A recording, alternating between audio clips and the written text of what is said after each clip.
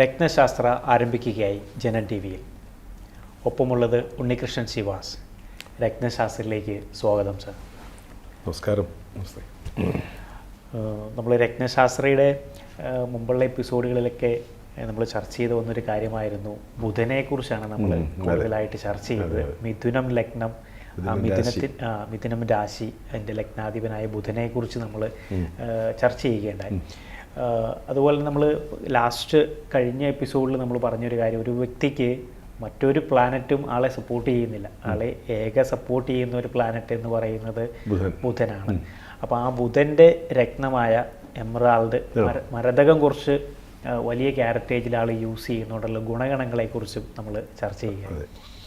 അതിൽ സാറ് പരാമർശിച്ച ഒരു കാര്യമുണ്ടായിരുന്നു, എന്തുകൊണ്ടാണ് നമ്മൾ ആ വ്യക്തിക്ക് കൂടുതൽ ക്യാരക്ടേജ് കൊടുത്തത്, അല്ലെങ്കിൽ ഒരു ക്യാരക്ടേജ് അതിൻ്റെ ഒരു കല്ലിൻ്റെ തൂക്കം നമ്മൾ നിർണ്ണയിക്കുന്ന ഘടകങ്ങൾ എന്താണെന്നുള്ളതൊക്കെ നമ്മൾ അതിൽ ഉൾപ്പെടുത്തുകയുണ്ട്. എനിക്ക് തോന്നുന്നു അത് വളരെ ഇൻഫോർമേറ്റീവ് ആയിരുന്നു, നമ്മുടെ പ്രേക്ഷകർക്ക് വളരെയധികം ഉപകാരപ്രദമായിരുന്നു ആ ഒരു ഇൻഫോർമേഷൻസുകൾ.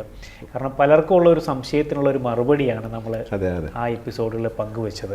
ഇവിടെ ക്യാരറ്റ് എന്ന് പറയുമ്പോൾ അതിൻ്റെ തൂക്കമാണെന്നും കൂടെ മനസ്സിലാക്കണം. രത്നങ്ങളുടെ തൂക്കം ക്യാരറ്റിലാണ്.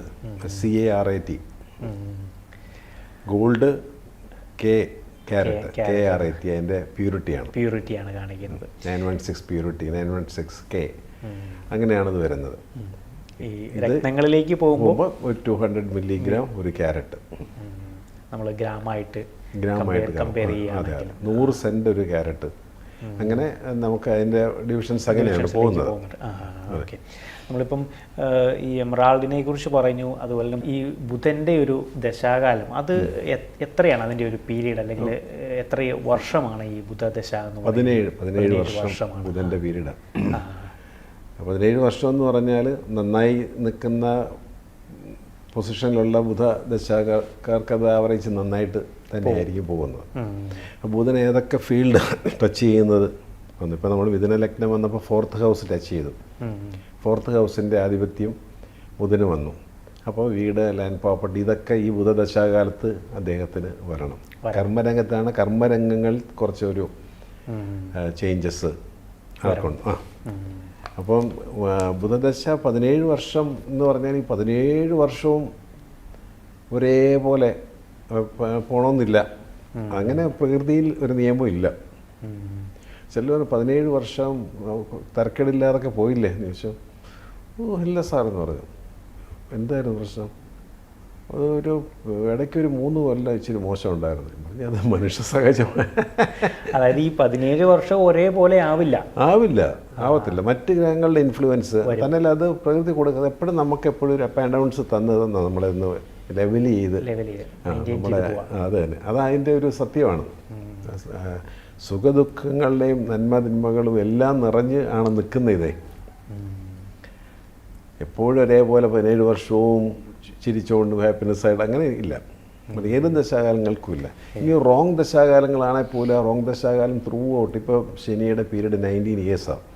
ആ ശനി ആ ചാർട്ട് വലിയ പ്രയോജനമില്ലെങ്കിൽ പോലും അത് എല്ലാ കാലവും 9 കൊല്ലവും ഇങ്ങനെ പോവുകയില്ല. അതിനിടയ്ക്ക് റിലാക്സ് ചെയ്യാനുള്ള പീരീഡുകൾ കൊടുക്കും, കാര്യങ്ങൾ കൊടുക്കും. അത് പ്രകൃതി നിശ്ചയിച്ചിരിക്കുന്നതാണെന്നേ നമുക്ക് പറയാൻ സാധിക്കത്തുള്ളൂ.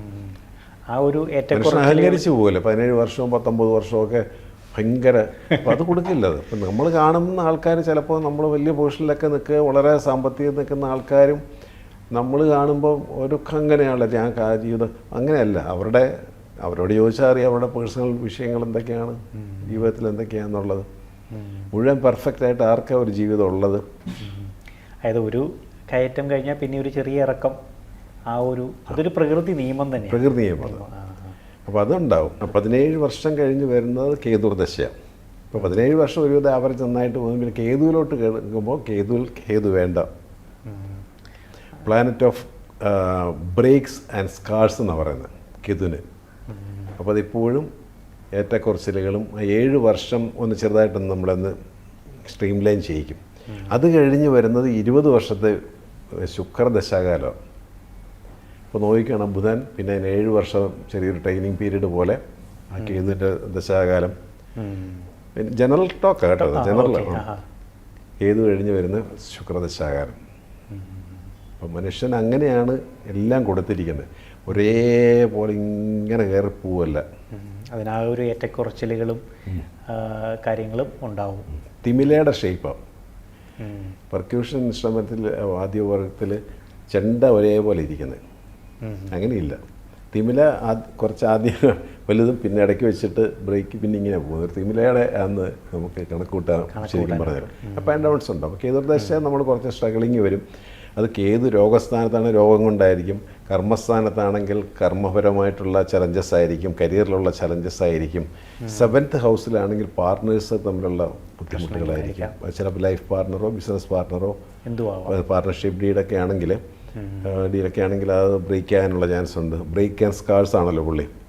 Planet of isolation. ഇത് ഒറ്റപ്പെടുത്തി കളയും നമ്മൾ, ഒറ്റപ്പെടുത്തി ഒലയ്ക്കും. നമ്മുടെ എല്ലാം പോകും. നമ്മുടെ കൂട്ടുകാർ കാണത്തില്ല, ആരും കാണത്തില്ല. കാരണം നമ്മൾ ബിസിനസ്സിൽ ഇറങ്ങി പരാജയപ്പെട്ട് വല്ലാത്തൊരവസ്ഥയിലേക്ക് പോകുമ്പോൾ ആദ്യകാലങ്ങളിലേ ഉള്ളൂ സിമ്പതിയും ആൾക്കാർ പിന്നെ ആൾക്കാർ മുങ്ങുകയോ ചെയ്യുന്നത് ഇയാളെ കാണുമ്പോൾ. അപ്പോൾ പ്ലാനറ്റ് ഓഫ് ഐസൊലേഷൻ വർക്കൗട്ട് ചെയ്യും. അതിൻ്റെ വേറെ പല റിവിഷൻസ് വന്നാൽ ആൾ ഇവിടെ വിട്ടേ പോവും, ആളെ കാണത്തില്ല, അബ്സ്കൗണ്ടിങ് ആയി പോവും. കാരണം മോക്ഷദായകൻ കൂടെയാണ് കേതു. പുള്ളിയുടെ ഒരു സിഗ്നിഫിക്കൻസ് അതാണ്, മോക്ഷദായകനാവും. അപ്പോൾ അത് നമ്മൾ വേറെ ഇതൊന്നും അല്ല ലൈഫിൽ എന്ന് മനസ്സിലാകും. മെറ്റീരിയലിസ്റ്റിക് ആ സംഗതികളെല്ലാം കട്ട് ഓഫ് ആയി പോവും.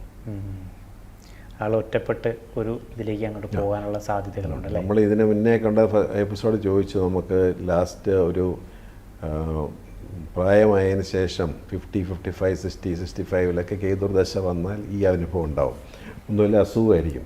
അല്ല എന്നുണ്ടെങ്കിൽ വിട്ടുപോകും, ഇവിടെ നിന്ന് എവിടെയെങ്കിലും പോയേക്കാം. കാരണം മക്കളും ഇല്ല, ആരുമില്ല, വൈഫില്ല, ആരുമില്ല, ഒറ്റപ്പെടുക. പ്ലാനറ്റ് ഓഫ് ഐസൊലേഷൻ ആ ഒരു ദശാകാലം കൂടെ കറക്റ്റാണ് ഉല്ലാസം. അതിനകത്തൊരു സംശയമില്ല.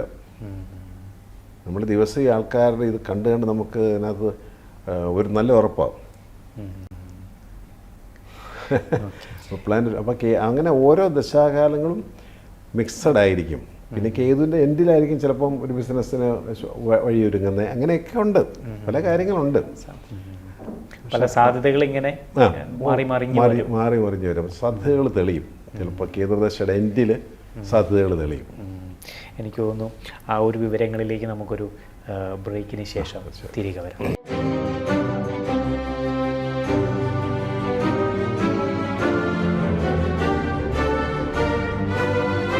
വെൽക്കം ബാക്ക് ടു രത്നശാസ്ത്രം. നമ്മളിപ്പം ആ ഒരു ദശാകാലങ്ങൾ, ഇപ്പം ബുധൻ്റെ ആ ഒരു ദശാകാലങ്ങൾ ആ ഒരു 17 വർഷവും ഒരേപോലെ ആവില്ല. അതിനുള്ള ഏറ്റക്കുറച്ചിലുകൾ കാര്യങ്ങളൊക്കെ ഉണ്ടാവുമെന്ന് സാറ് പറയുന്നത്.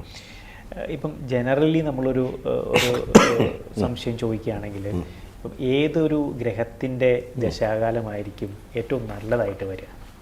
എന്ത് പറയാൻ പറ്റില്ല. കാരണം വെച്ചാൽ ഗ്രഹങ്ങൾ ആരും തീർത്തും മോശക്കാരോ തീർത്തും സപ്പോർട്ടീവായിട്ടുള്ള ആൾക്കാരല്ല. ഇത് ജനറലാണ്. ഇപ്പം നമുക്ക് സൂര്യദശാകാലം വരുന്നു എന്ന് വിചാരിക്കും. സൂര്യൻ നല്ല പൊസിഷനിൽ ചിങ്ങത്തിലും മേടത്തിലും ഒക്കെ നിൽക്കുന്നു. നല്ല പൊസിഷനിലാണ് ആ സൂര്യൻ നിൽക്കുന്നത്. ലഗ്ന ഫസ്റ്റ് ഹൗസ് കൊണ്ടൊക്കെ ആണെങ്കിൽ ആ ദശാകാലത്തായിരിക്കും നമുക്ക് ജോലിപരമായിട്ടൊക്കെ ഉള്ള ഉയർച്ച, നമുക്ക് അധികാരങ്ങൾ എല്ലാം കിട്ടും. പക്ഷെ ആ സൂര്യൻ്റെ നേച്ചർ എന്ന് പറയുമ്പം അലച്ചിലുണ്ട്. ഒരാൾക്ക് പ്രൊമോഷൻ കിട്ടുമ്പം അയാൾക്ക് എന്താ സ്വാഭാവികമായിട്ട് സംഭവിക്കുന്നത്? ഉത്തരവാദിത്തങ്ങൾ കൂടി. ഒരുപാട് ആൾക്കാരുടെ നമ്മുടെ കീഴിൽ വർക്ക് ചെയ്യായിരിക്കും. അവരുടെ എല്ലാം ചീത്തയും എല്ലാം നമ്മൾ കേൾക്കേണ്ടി വരും. ആ പൊസിഷനിലേക്ക് മാറി. മറ്റേത് അവരുടെ ഒപ്പം നിന്നിരുന്ന ആളാണ്, പെട്ടെന്ന് ഹൈക്കായി ലെവലിലേക്ക് മാറി. അങ്ങനെ വന്നു. അപ്പം ഉത്തരവാദിത്തങ്ങളും കൂടുന്നു, അലച്ചിലുകളും കൂടുന്നു. ചന്ദ്രദശയിൽ ചന്ദ്രൻ നല്ല പൊസിഷനിലാണെങ്കിൽ ചന്ദ്രദശ കുറച്ചുകൂടെ സൂത്തണിങ് ദശാകാലം എന്ന് വേണമെങ്കിൽ പറയാം.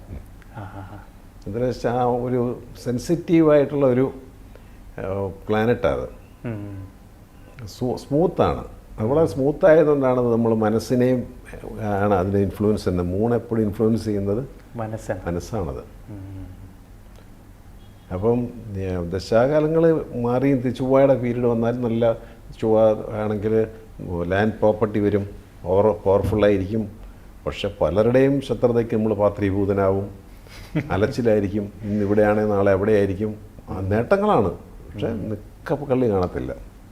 ഇത് ഓടി നടക്കും. അങ്ങനെയുള്ള പീരീഡ് ഓരോന്നേ പറയാൻ പറ്റുള്ളൂ നമുക്ക്.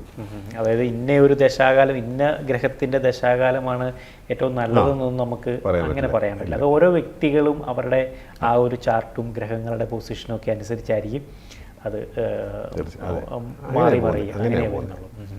എനിക്ക് തോന്നുന്നു നമ്മളിപ്പം തന്നെ ചർച്ച ചെയ്ത് വന്നിരുന്ന ഒരു കാര്യമായിരുന്നു, നമ്മൾ ഈ ലഗ്നത്തെക്കുറിച്ചാണ് നമ്മൾ കൂടുതലായിട്ട് പറഞ്ഞു വന്നിരുന്നത്. ലഗ്നം ഓരോ ഹൗസസിൽ വരുമ്പോൾ, ഈ 12 സോഡിയാക് സൈനിൽ വരുമ്പോൾ എന്താണ് അതിൻ്റെ പ്രത്യേകതകൾ, അവിടെ വരുന്ന ലഗ്നാധിപൻ്റെ പ്രത്യേകതകളെ കുറിച്ച് നമ്മൾ പറഞ്ഞു. നമ്മൾ മേടം, ഇടവം, അതുപോലെ തന്നെ മിഥുനം നമ്മൾ ഇപ്പം പറഞ്ഞു.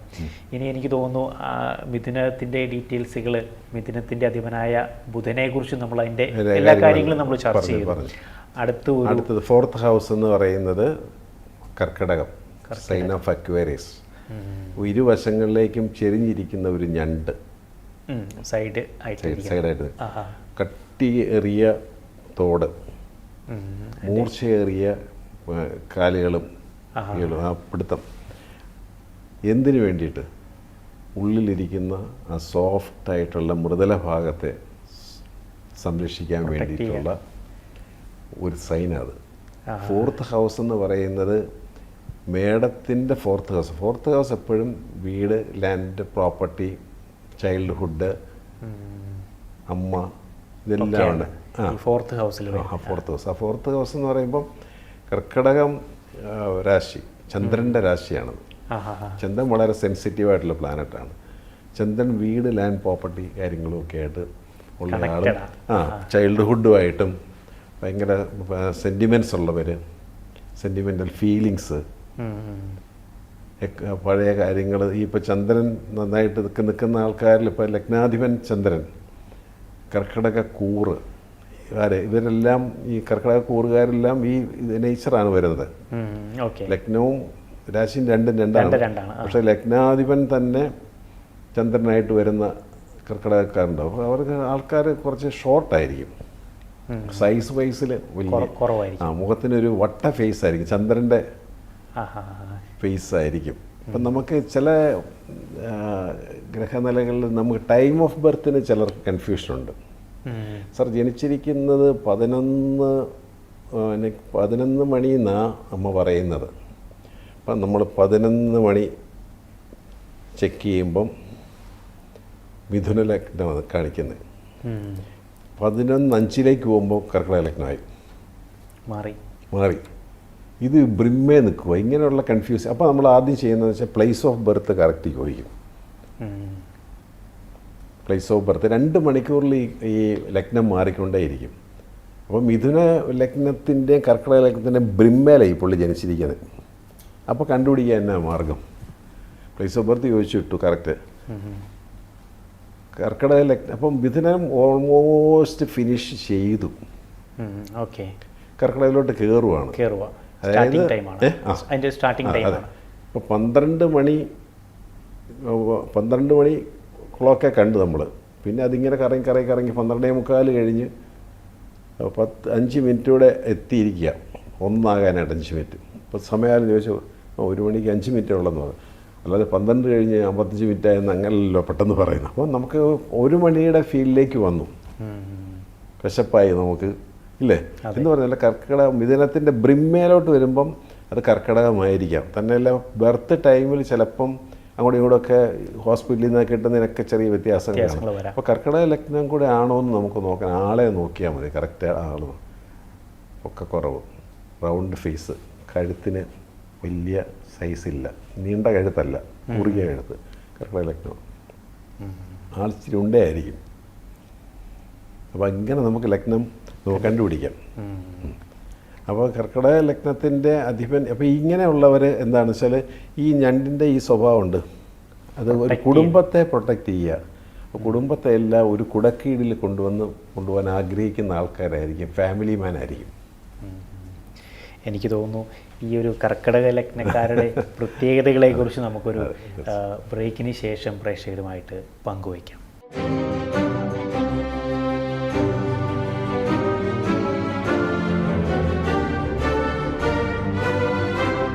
രത്നശാസ്ത്രത്തിലേക്ക് തിരികെ വരാം.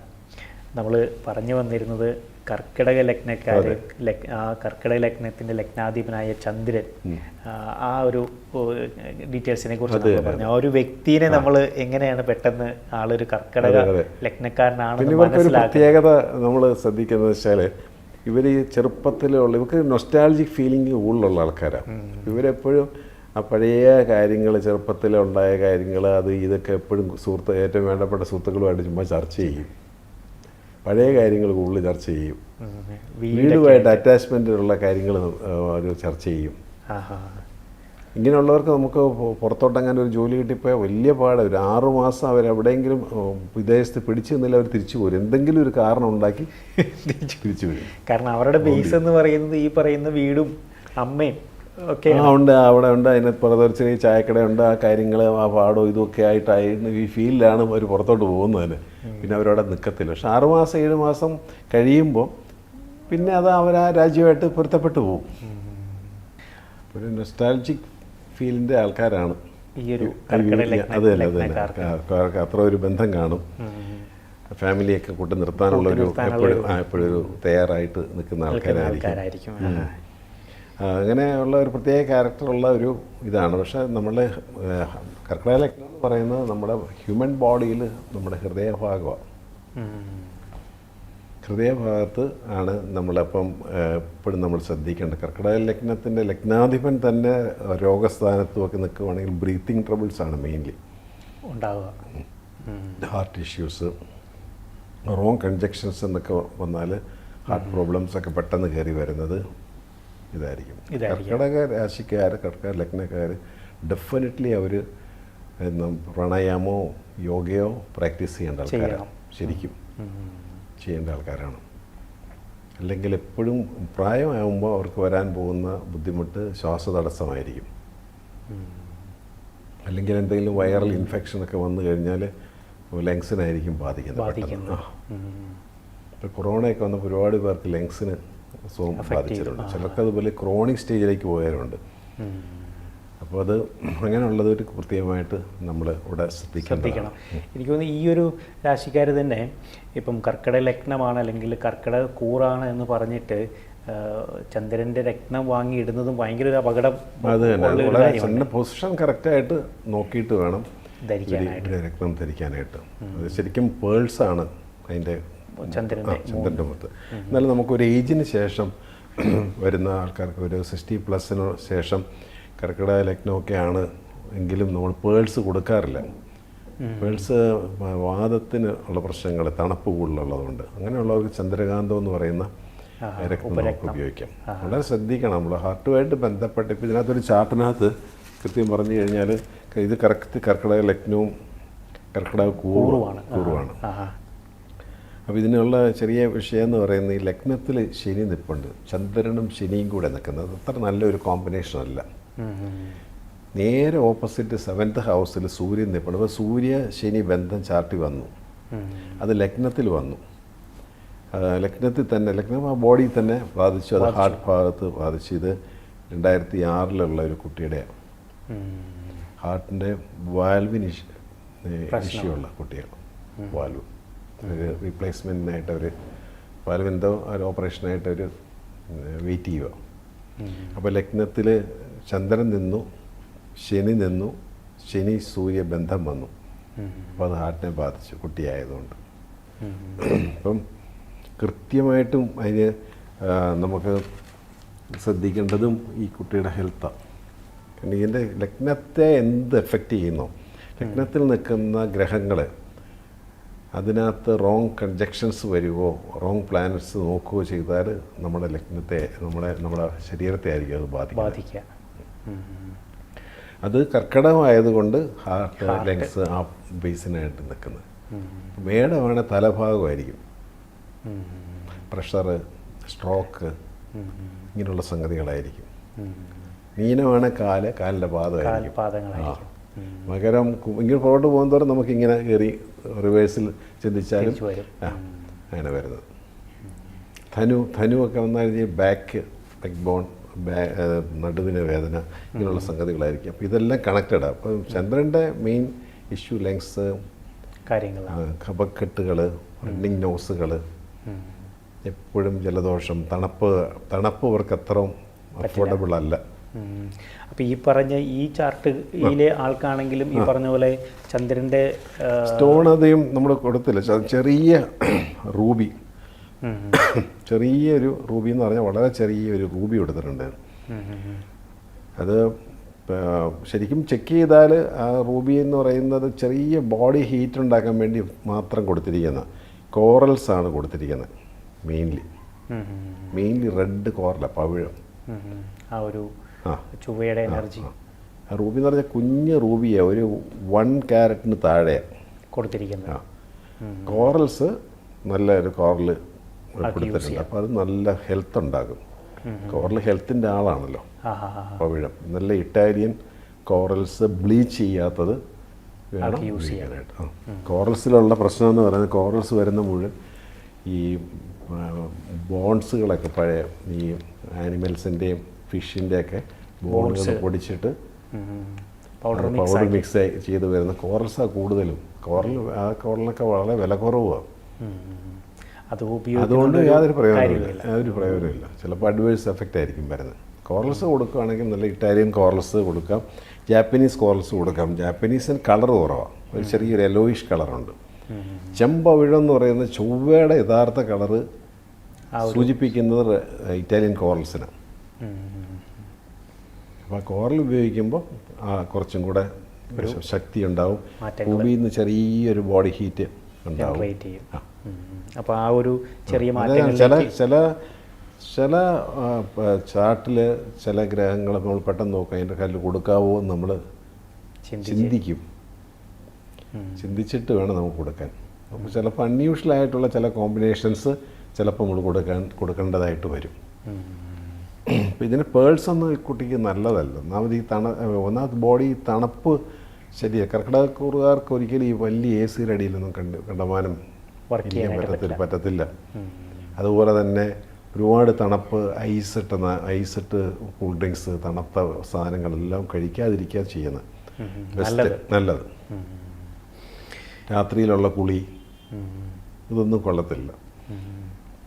അപ്പോൾ ഹെൽത്ത് ഈസ് വെൽത്ത് എന്ന് പറയുന്നത് വളരെ കൃത്യമായിട്ടുള്ള കാര്യം നമുക്കെല്ലാം കൊറോണ വന്നപ്പോൾ മനസ്സിലായിട്ടുണ്ട്. ഹെൽത്താണ് നമ്മുടെ ഏറ്റവും വലിയ ഇത്.